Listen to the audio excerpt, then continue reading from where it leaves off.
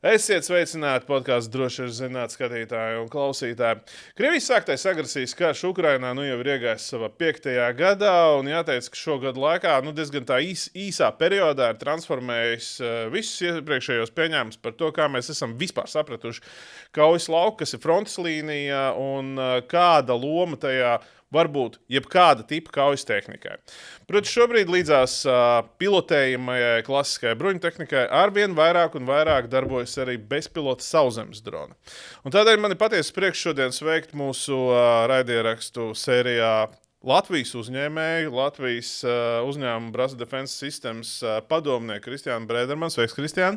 Sveiks! Un, ja Brasa līdz šim ir vairāk bijusi zinām tomēr ar savu ekipējumu ražošanu, tad klusi, tiksim tā, varbūt tādai lielākai sabiedrības daļai mazāk pamanām, bet tomēr jūs esat jau vairākus gadus attīstījuši arī tieši dažāda veida sauszemes robotizētās sistēmas no sākuma ar partneriem, tad pēcāk jau pašu spēkiem. Cik tālu faktiski ir tas jūsu šobrīd izstrādātais risinājums? Pagājušajā nedēļā mēs dzirdējām tādas diezgan priecīgas ziņas par to, ka Nacionālajie bruņotie spēki ir nolēmuši iegādāties tostarp arī Brasa Defense Systems izstrādāto sauszemes robotu. Kas tās ir pa funkcijām, ko šis robots veic? Kāda, tavuprāt, ir tā loma? Un cik lielā mērā tas spēs palīdzēt mūsu karavīriem, zemesargiem, iespējams arī sabiedrotiem? Īsumā atskats tāds vēsturē, kad mēs jau sākotnēji esam zinām ar ekipējumu, tad jau 6 gadus nodarbojamies ar bezpilotu platformām. Sākām jau pirms Ukrainas kara. Tad faktiski tās platformas tapa balstoties uz iepriekšējo pieredzi, vienkārši kā variants, kad Soms negribējās nest vienkārši. Soms negribējās nest pat labāko somu. Tu īsti nevari vairāk par 50 kilogramiem panest, lai nesabojātu veselību. Un tā platforma bija loģisks solis tālāk, kur tu jau vari transportēt 200 kilogramus. Sākotnēji mēs attīstījām uz esošo pieredzi, kas bija.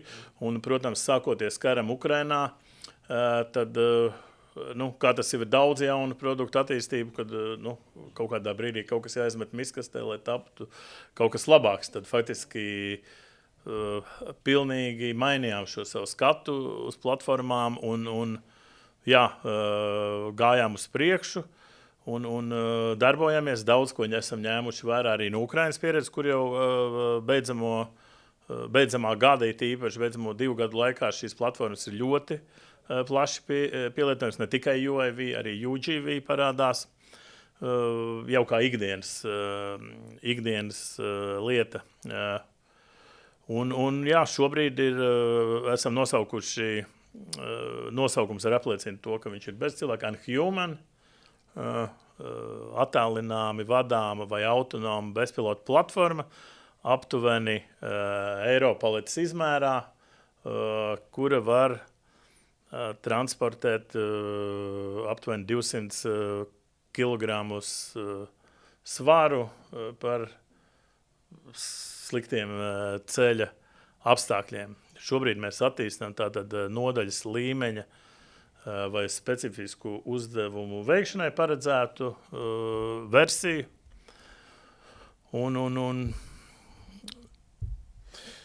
Šī jūsu versija, es saprotu, tas viss sākās vienkārši ar to, ka, kā jau tu minēji, negribējās tās somas stiept, tagad uz nodaļas versijas tāda tā kā vērķa attīsta. Tas ir arī faktiski vairāk saistīts ar to, ka, es nezinu, tur negribās somas nest vai ievainotie ir jāevakuē, vai tomēr, ņemot vērā to Ukrainas pieredzi, arī jūs jau sākat likt virsū tur kaut kādas jaunas funkcijas arī tam savam human platformai. Protams, tā platformas galvenais plus ir modularitāte, ka tu viņu var izmantot kā vienkārši loģistikas atbalstu, līdz pat likt virsū advancētas sistēmas, elektroniskās sistēmas, pretdronu sistēmas, ieroču sistēmas. Esam arī integrējuši 762 attālinām vadāmu ložmetēju kā vienu no piemēriem.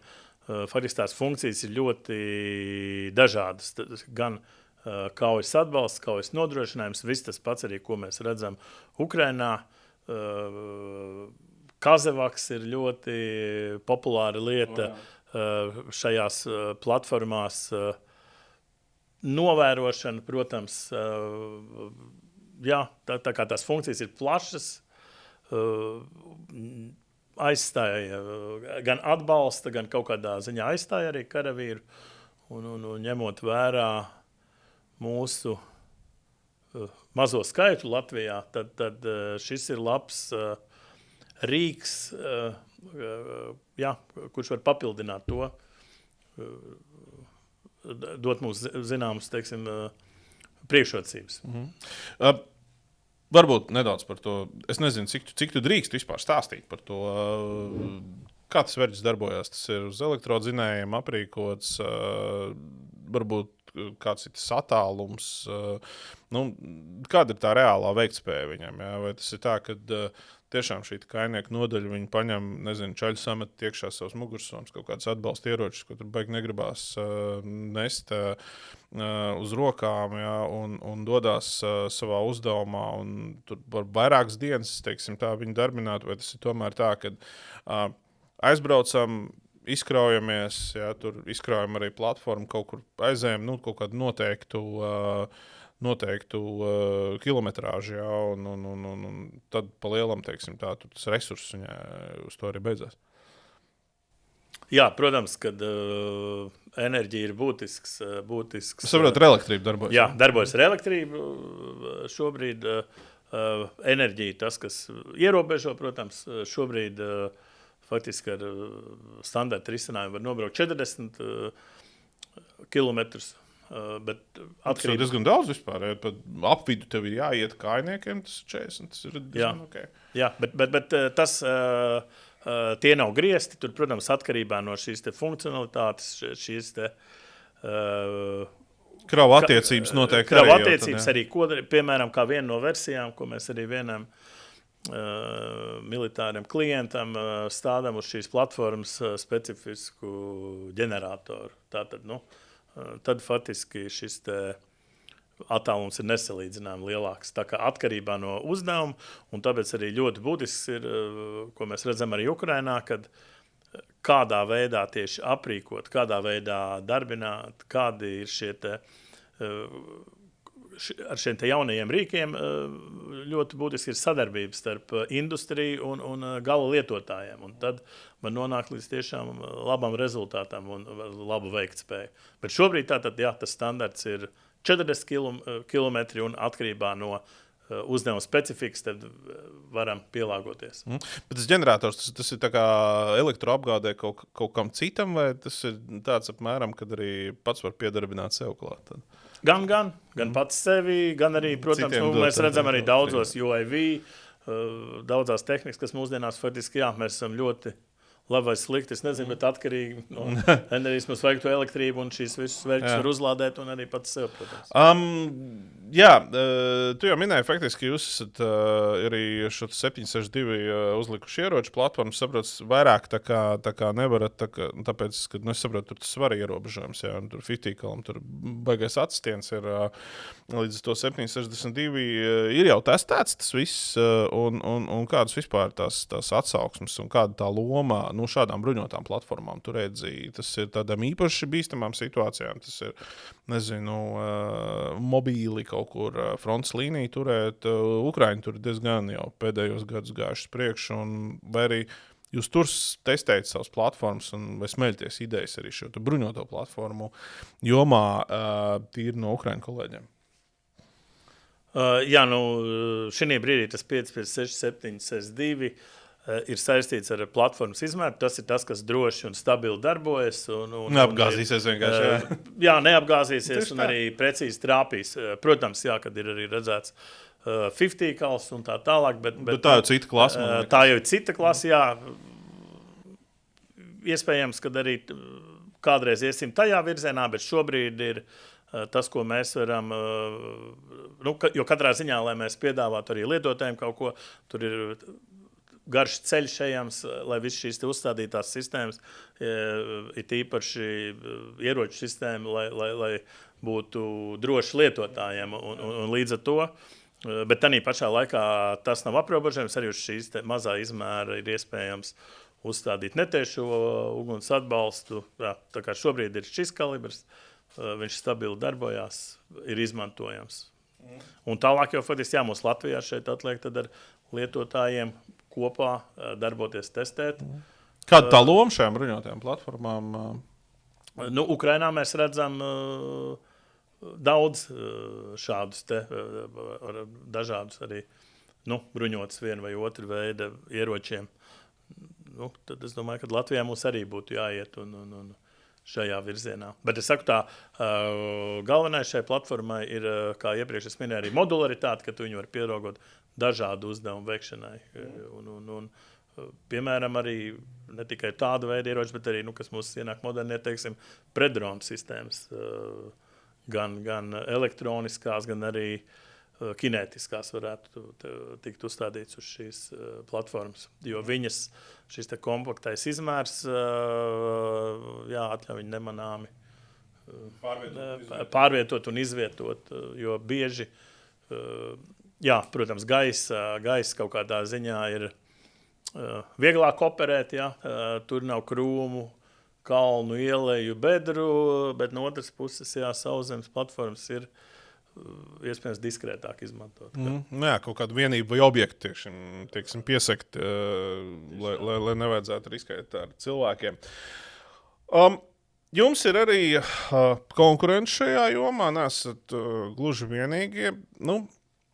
Ja mēs tā skatāmies, ko tad, teiksim, tā varbūt jūsu risinājums ir, es nezinu, labāks kā konkurentiem un kas vispār domājot par šādām platformām, ir jāņem vērā pašam ražotājiem? Jā, tirgū, protams, kā jebkurā ir liela konkurence, kas faktiski arī ļoti labi palīdz uzturēt formā uzņēmumus konkurenci un domāt ar vien jaunas inovācijas. Un, katrs šis UGV modelis ir paredzēts noteiktām funkcijām, noteiktiem uzdevumiem. Mūsējais, kā jau es minēju, tā priekšrocība būtu modularitāte. Un mēs faktiski arī domājam, ražojot un šo platformu piegādājot militāriem lietotājiem ne tikai piegādā un aizmirsti, bet arī kā šī platforma tālāk integrējās kopējā loģistikas sistēmā, kādu pēdu viņi atstāja. Jo viena lieta ir nopirkt, otra lieta ir eksploatēt pēc tam, un lai viņas šī izmantojamība būtu pietiekoši pēc iespējas ilgāk un efektīvāk. Un, līdz ar to arī mēs ejam līdzi industrijas jaunākajām aktualitātēm, un faktiski platformu esam izveidojuši kā plug and play moduli, kur var uzstādīt jebkuru sistēmu, jebkuru sakaru sistēmu, ne tikai integrēt ārējās iekārtas, bet arī, teiksim, kā šo pašu platformu operēt, jo visdrīzāk tas, kas šobrīd ir drošas vadības modulis pēc dažiem mēnešiem vai noteikti pēc pusgada vai gada būs nederīgs un būs jāuzlabo. Tā kā tas ir tas, kas ir. Un citiem vārdiem sakot, lai šī platforma, pieņemsim, kaut kādas elektroniskās karadarbības rezultātā, tur ar puišiem ar somām, ieročiem un krājumiem neaizbrauktu tur uz Krievu pozīcijām, vai ne? Vienvārds sakot, Teiksim tā, ražošanas šo te izeivielu pieejamība, iespējams kaut kādas komponentes no civilā tirgus un pats par sevi šīs te platformas cena. Es saprotu, ka vismaz runājot ar jūsu Ukraiņu kolēģiem, viņi bieži vien ir izteikušies, ka tas ir tas faktors. Tev vajag daudz, tev vajag taisīt no tā, ko tu vari nopirkt, es nezinu, kaut kādā no sērijas tur eBayā, Amazonā un vēl kaut kur, Un tev vajag, lai šī viena vienība būtu maksimāli lēta. Nu, būtībā, faktiski raugoties šo Krievijas agresiju Ukrainā un kā viņi ir attīstījusies šos pēdējo gadu laikā, mēs redzam savu veidu atgriešanos pie tām klasiskajām armijas vērtībām, ja? Jo kas tas bija? Tas bija tāds, ko tur var, tur jebkurš karavīrs ar iespējams pat, negribās tā apvainot, ja, bet arī nosacīt zemu IQ lietot, ja, lai viņa būtu ātri vienkārši remontējama un maksimāli lēta. Kā šajā platformā, teiksim, tā izdodas ievērtēt un uzturēt šos te nosauktos kritērijus un vaimas, teiksim tā, tomēr pie tik sarežģītas sistēmas tas ir iespējams? Jā, tas ir būtisks faktors, ko arī mēs cenšamies iespēju robežās izmantot, jo arī skatoties uz Ukraiņu pieredzi, mēs redzam, ka ļoti bieži masveidība prevalē pār kvalitāti. Prevalē pār augstajām tehnoloģijām, pat tas ir. Un, protams, tas ir būtiski. Mēs izmantojam platformā tā skaitā arī plaši pieejams industriālās komponentes. Par remontu mēs esam izstrādājuši arī programmu, kad pats lietotājs var brīvi veikt pirmā līmeņa remontu, maksimāli novienkāršoti mezgli un cenšamies nepaļauties arī platformas konstrukcijā un komponentēs uz eksotiskiem militāriem risinājumiem, bet faktiski ir tā kā dual use pieeja, jo jā, faktiski tā platforma tev ir bojāta, tev ir īpaši apdraudējumu kara apstākļos ir jābūt samērā vienkāršot iespēju viņu labot. Tagad tu paņem kaut kādu komponentu no civilā lieta, nosacīt, labi, duālā, bet arī kaut ko tādu, ko izmanto civilajā tirgo, jā, un nomainot. Jā, tas ir tas, ko mēs esam centušies. Tas nenozīmē, jā, ka tu vari iet šobrīd, tur būvmateriālu veikalā, ielikt groziņā un tad pa stundu sagatavot platformu. Tas būtu varbūt otrā grāvī. Bet, kādu riteni jau varbūt tu nopirks, es nezinu, tajā pašā stokerī vai kur tur. Tā ir arī lieta, jā, kad ir īpaši, kad nepieciešama labošana, lai viņu var ar maksimāli pieejamiem, jo, protams, tas ietekmē arī cenu. Un te mēs redzam, jā, ka šīs te platformas faktiski ir citreiz 100 reižu lētākas par kādām tādām klasiskajām lielām tehnikas vienībām, un ja ir 100 šādas, tad tas efekts, ko 100 šādu platformu var radīt, iespējams varētu būt lielāks kā viena klasiska liela. Kā nekaujas mašīna no sērijas, ja? Piemēram, jā. Tanī pašā laikā, protams, nevajag arī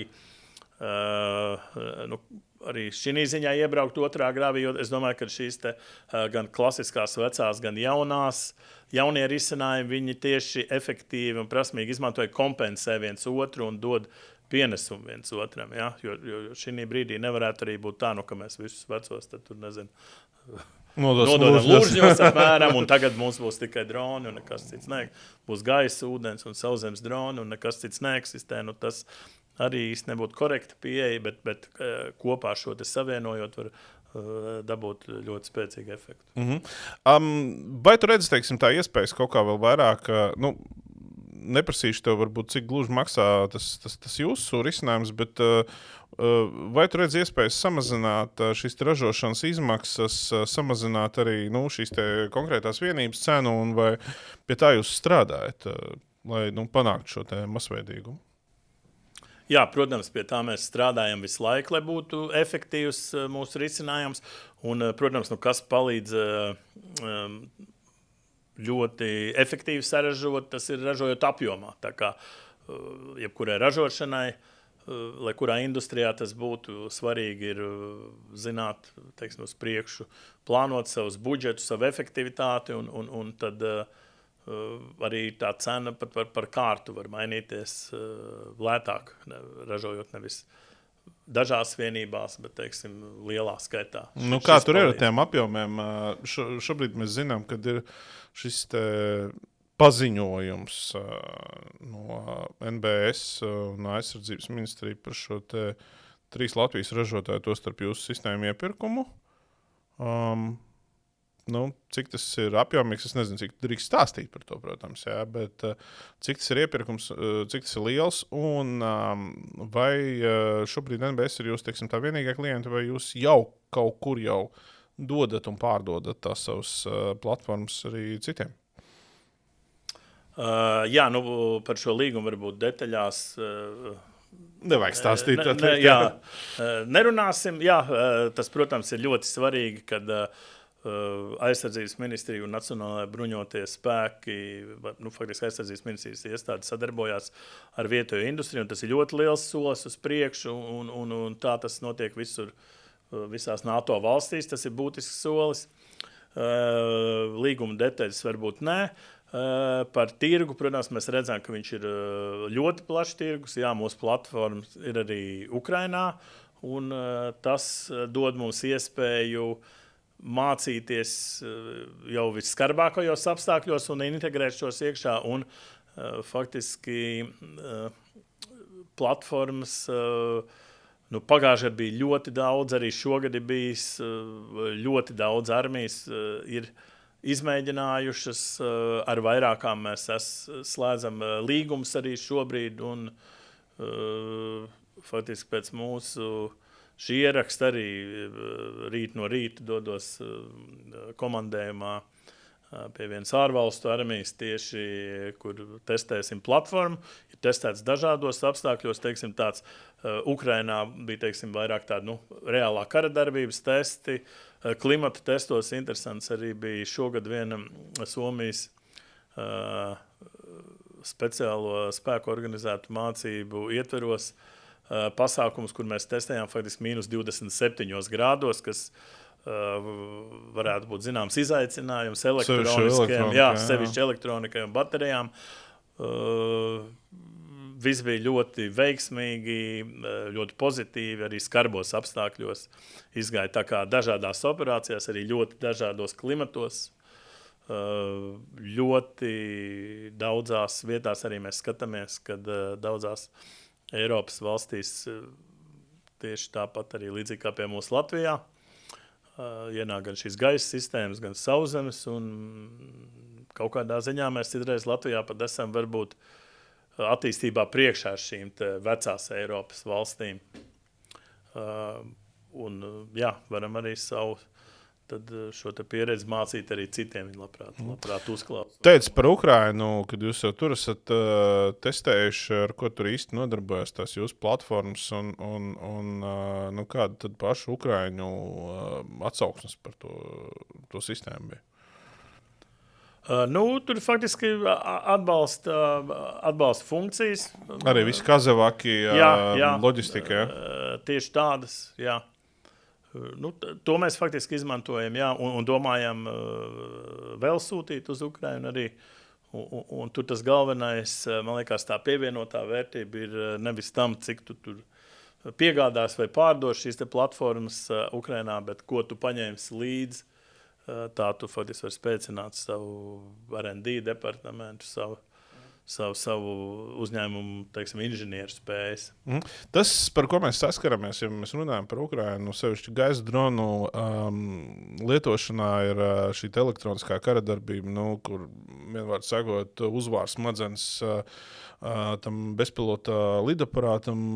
Kā ir ar šiem te sauszemes bezpilota platformām, vai faktiski arī tur notiek šī cīņa ar elektroniskās karadarbības paņēmieniem, un kāda tur ir tā, es nezinu, attīstības dinamika, cik bieži tur varbūt tie vadības bloki ir jāpārprogrammē vai jāmaina vispār, un kā ienaidnieks, teiksim, tā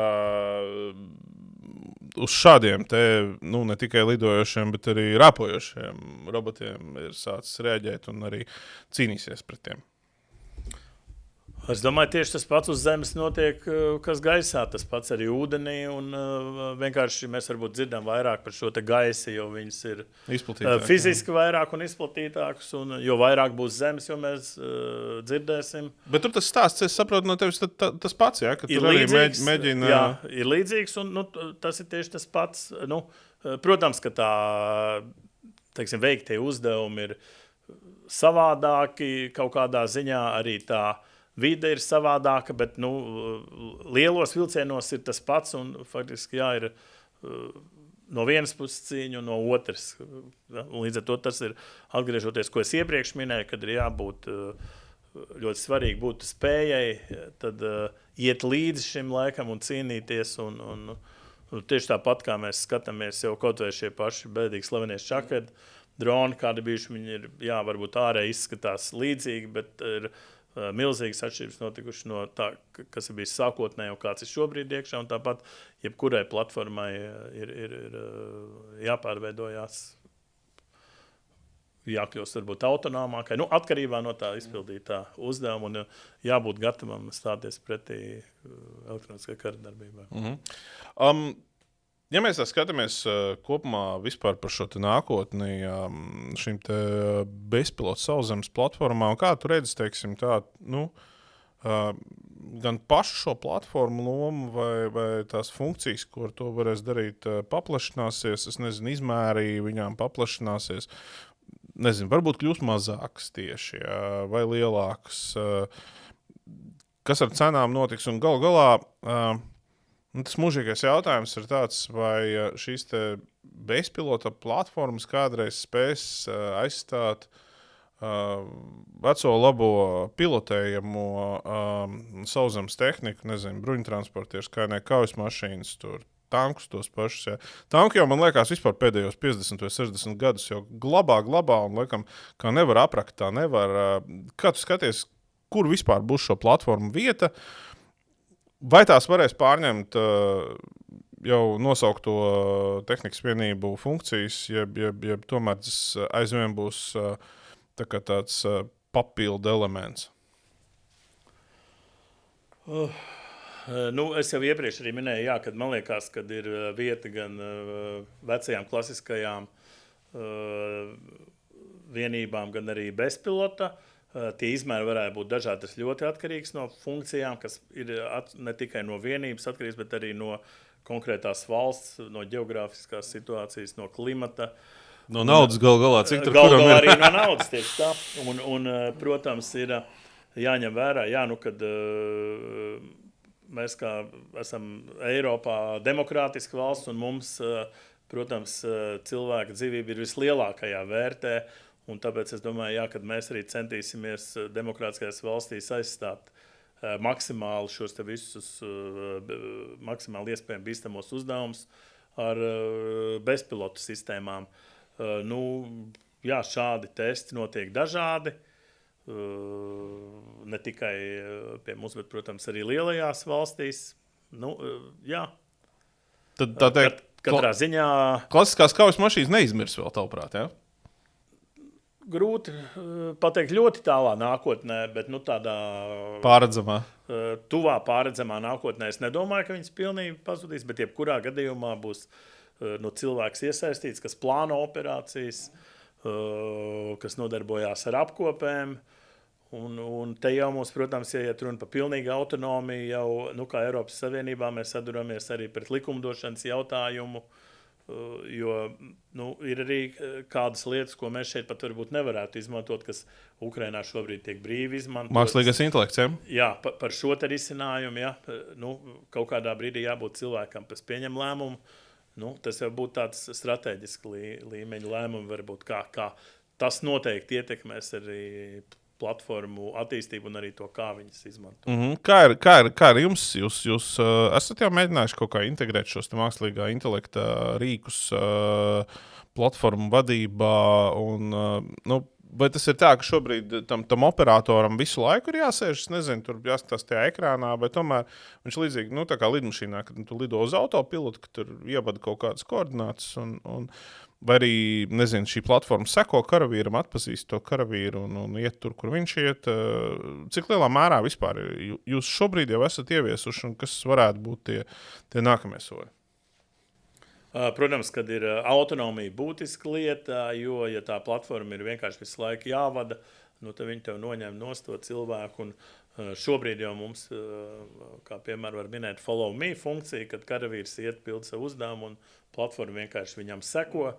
Mēs attīstām arī spietu, ka tās platformas darbojās savā starpā, vai arī ar citām tehnikas vienībām. Attiecīgi viņas var vairāk vai mazāk autonomi virzīties tālāk. Bet tu teici par šiem ierobežojumiem, tas vairāk, es tā saprotu, saistās drīzāk ar to stāstu par gadījumiem, kad šīs platformas tiek aprīkotas ar ieroču sistēmām. Ja? Nu jā, kur ir letāls spēks, tad tur ir jāskatās, kā tas iet kopā ar likumdošanu, kur arī dažādās Eiropas valstīs ir dažādas diskusijas bijušas par šo. Protams, jā, platforma var braukt un lidot, bet tiklīdz ir kaut kāds, jā, tas tad ir jau. Tiklīdz tā teikt, ir jālikvidē pretinieks. Jālikvidē pretinieks, jā, vai to var darīt. Tehniski tas pat nav nekāds izaicinājums. Tas varētu būt, zinot Eiropas Savienības, teiksim, arī šo likumdošanas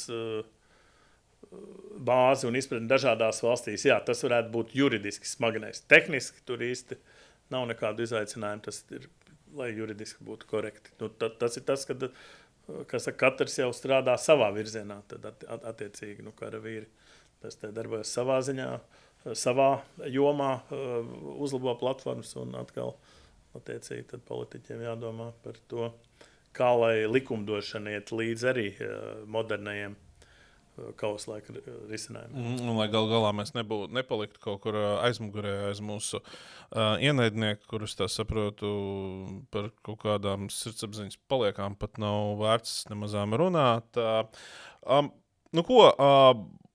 Atliek novēlēt, es domāju, tiešām veiksmi šo platformu izstrādē un arī kā Zemesargs pats labprāt redzētu darbībā, lai arī man šī smagā mugursoma nav jāstiep kā minimums.